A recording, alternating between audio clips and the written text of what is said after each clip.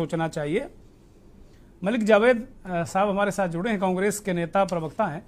जावेद साहब, डंग साहब कह रहे हैं कि भाई भारतीय जनता पार्टी पर ही आरोप लगाएंगे लोग, क्यों नहीं लगाएंगे? वही है, बाकी तो इशारा आपकी तरफ है कि आपकी पार्टी को कह रहे हैं लगभग मृतप्राय है, और जो लोग हैं वो सबूतों के आधार पर बात करें। भाई केसीआर ने कहा तो अब बीजेपी जा रही है सीबीआई की जांच के लिए। और सबसे बड़ी बात है कि आप लोग अपने एमएलए, ये मेरा प्रश्न है कि आप अपने एमएलए एमपी नेता को आप बांध के नहीं रखोगे, वो भाजपा में जाएंगे, हृदय परिवर्तन करना चाहते हैं तो डंग साहब थोड़ी रोक देंगे, कहेंगे आओ भैया आत्मा को शुद्ध करो और आ जाओ हमारे साथ। हैदराबाद में आज वो कहां से आया, किसका है, ये जांच का विषय है। लेकिन सवाल ये है, वो सीबीआई का केस ये नौटंकी कर रहे हैं कि हाईकोर्ट जा रहे हैं और सीबीआई की मांग कर रहे हैं। सीबीआई का तो केस ही नहीं बनता है, तो मनी लॉन्ड्रिंग का केस है। ईडी क्यों नहीं कर रही कार्रवाई? 100 करोड़ का आरोप है कि 100 करोड़ रुपए दिए जा रहे थे। और जो नंद कुमार है वो बिजनेसमैन है हैदराबाद के, वो किसके करीबी माने जा रहे हैं? जी किशन रेड्डी, आपने अपनी रिपोर्ट में बताया, वो पर्यटन मंत्री है केंद्र के।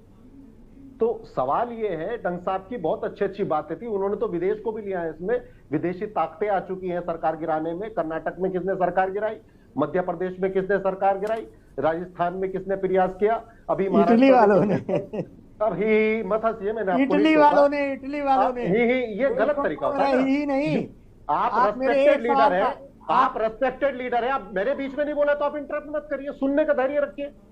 You are a respected leader, you are the senior most. मगर जो भाषा आप इस्तेमाल कर रहे हैं भैया, उसको वो नहीं बर्दाश्त की जा सकती। मैंने क्या गलत भाषा, मैं संवैधानिक भाषा इस्तेमाल की है। आप सुनने का धैर्य रखिए, फिर यू कैन काउंटर मी ना। अच्छा बताइए। ठीक, ये आपने लोकतंत्र को बाजारू बना दिया है, जनतंत्र पे रोज बोली लगा रहे हो, और आप जो है लोकतंत्र के सीरियल किलर बन चुके हो। ये कर्नाटक में सरकार पाकिस्तान ने गिराई थी या श्रीलंका ने गिराई थी? मध्य प्रदेश में किसने सरकार गिराई थी? अभी एग्जाम्पल देंगे 1970, 1870, 1570। अरे आज की बात करो ना, मोदी जी तो सात छवि वाले थे। ये पैसा आ कहां रहा से, आपके पास आ कहां से रहा है पैसा? क्या मुंद्रा पोर्ट से आ रहा है जहां पे 23,000 करोड़ की ड्रग्स पकड़ी गई? कहां से आ रहा है पैसा? वहां पे सीबीआई जांच नहीं होती है, वहां पे ईडी नहीं भेजते हो आप, जहां पे 23,000 करोड़ रुपया पकड़ा गया। खुद ही कह रही है वो कि 23,000 करोड़ की ड्रग्स पकड़ी गई। 100 करोड़ के आप विधायक खरीद रहे हो, कहां से आ रहा है पैसा? और आप इतनी अच्छे प्रवचन दे रहे हो डंग साहब, यकीन नहीं आता कि आप भाजपा के हो।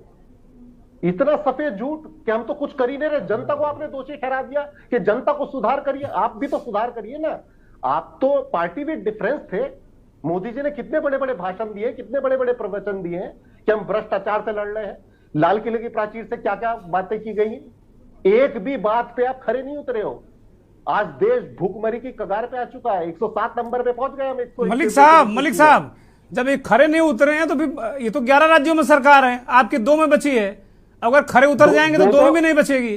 दो तो इन्होंने कब्जा ली, 4 थी।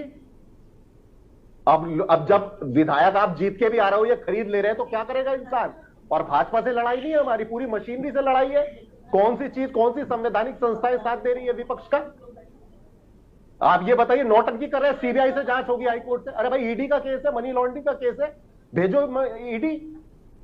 सीबीआई का तो जुरिडिक्शन ही नहीं बन रहा, अननेसेसरी टाइम वेस्ट कर रहे हो। नंद कुमार किसके साथ फोटो वायरल हो रहे हैं? जी किशन रेड्डी के।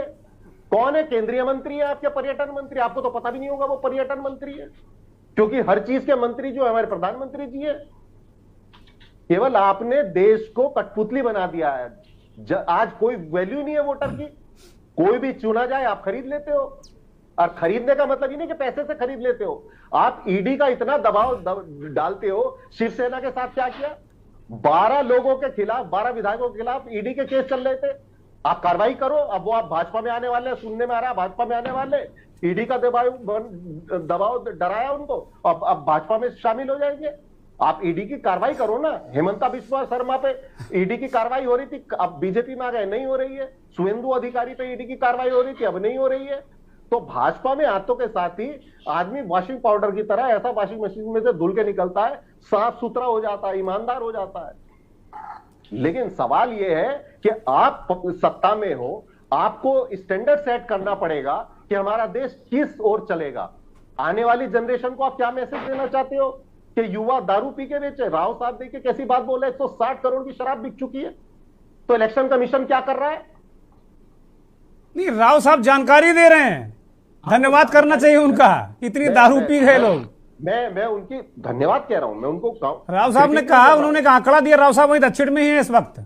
हाँ, वो वहीं पर है, हैदराबाद में ही है, वो देख रहे हैं कि क्या स्थिति है। उन्होंने एक बड़ी महत्वपूर्ण जानकारी हम सब के लिए दी, शायद उत्तर में बैठे पत्रकारों का हवा भी नहीं है और कोई चर्चा भी नहीं करेगा इस पे, कि एक विधानसभा के उपचुनाव में 160 करोड़ की दारू 22 दिन में बिक गई। तो आप समझ लो क्या स्थिति है वहां की। कुछ दिन पहले अभी वीडियो वायरल हो रहा था टीआरएस का, वो मुर्गा, जिंदा मुर्गा दे रहे थे और शराब की बोतल दे रहे थे। तो कहां ले जाके छोड़ दिया आपने राजनीति को? तो लेकिन आप सबसे सत्ता में प्रचंड बहुमत है, आपको स्टैंडर्ड ठीक है, ठीक है। जावेद साहब, डंग साहब से एक तत्कालिक कमेंट ले लेते हैं, उसके बाद फिर बीडी नकवी साहब पूर्व जज हमारे साथ जुड़ गए हैं। नकवी साहब की तबीयत कुछ नासाज है,